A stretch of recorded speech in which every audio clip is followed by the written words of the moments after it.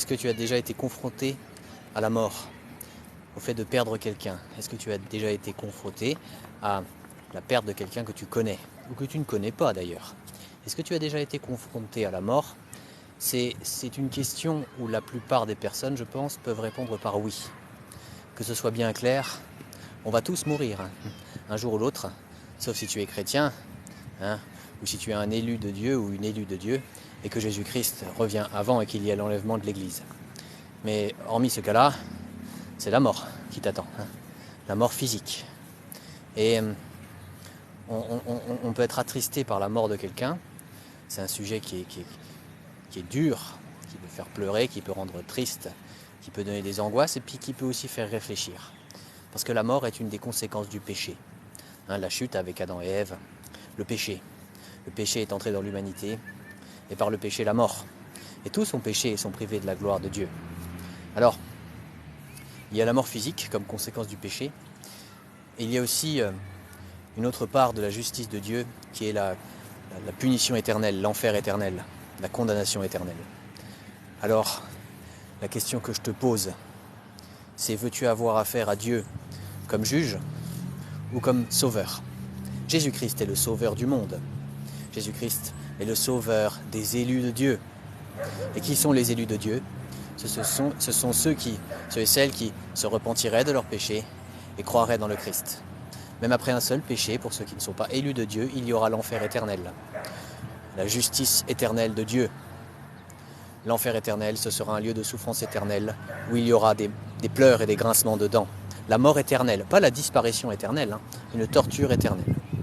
C'est une autre forme de mort, mais qui ne s'arrête jamais. Alors, il y a une bonne nouvelle, c'est qu'on peut être délivré de ça et aller au paradis plus tard, quand la vie terrestre se termine. On peut aller au paradis, là où il n'y aura plus jamais aucune souffrance, la vie éternelle pour la gloire de Dieu. La Bible dit: car Dieu a tant aimé le monde qu'il a donné son Fils unique, afin que quiconque croit en lui ne périsse pas, mais qu'il ait la vie éternelle. Le sens de la vie, ce n'est pas de vivre dans le péché, dans le vol, le mensonge, l'occultisme, dans une mort spirituelle, un éloignement de Dieu. Le sens de la vie, c'est de vivre pour la gloire de Dieu. Et si tu veux vivre pour la gloire de Dieu et être sauvé pour la gloire de Dieu, pour vivre pour la gloire de Dieu pour toujours, si tu veux vivre pour la gloire de Dieu dès maintenant dans cette vie humaine et pour l'éternité au paradis, alors je t'invite à mettre ton prénom en commentaire à cette vidéo. Je redis Jean 3,16, car Dieu a tant aimé le monde qu'il a donné son Fils unique, afin que quiconque croit en lui ne périsse pas, mais qu'il ait la vie éternelle. Il faut donc que tu fasses deux choses pour être sauvé pour la gloire de Dieu, pour toujours. La première de ces deux choses, c'est la foi.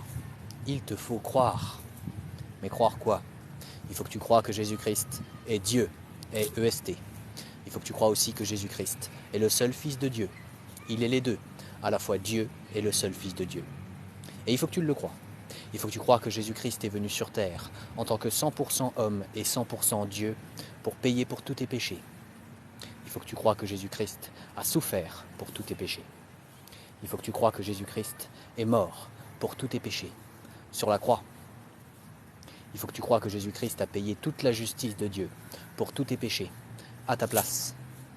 Il faut que tu crois que Jésus-Christ a payé ton enfer éternel, à ta place. Et je ne dis pas que Jésus-Christ est allé souffrir en enfer, ça je n'ai pas trouvé d'endroit où c'est écrit dans la Bible. Mais ce que je te dis, c'est qu'il faut que tu crois que Jésus-Christ a payé ton enfer éternel à ta place. C'est-à-dire qu'il a réussi à payer ta punition illimitée en un temps limité. Voilà ce qu'il faut que tu crois.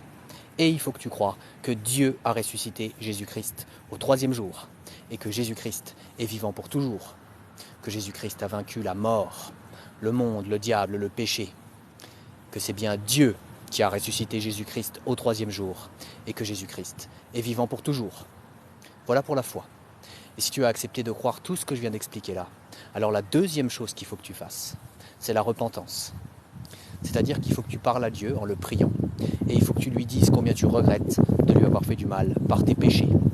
Il faut que tu t'engages devant Dieu à ne plus recommencer à pratiquer le péché sous n'importe laquelle de ses formes. Et il faut que tu cites tes fautes, tes péchés à Dieu. Et il faut que tu lui demandes pardon. Alors arrête cette vidéo maintenant et pratique cette repentance. La mort physique n'est pas la fin. Il y a bien pire, ou il y a bien mieux.